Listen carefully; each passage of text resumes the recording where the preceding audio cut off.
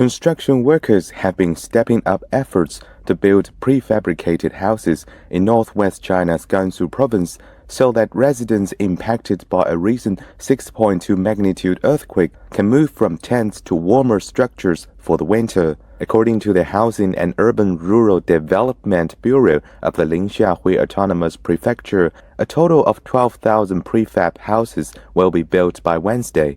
The massive earthquake jolted parts of Gansu Monday last week.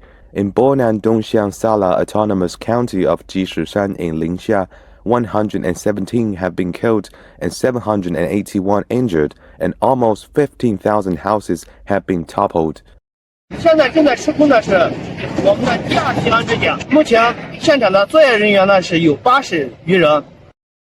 By 9 p.m. Saturday, more than 3,500 had already been completed.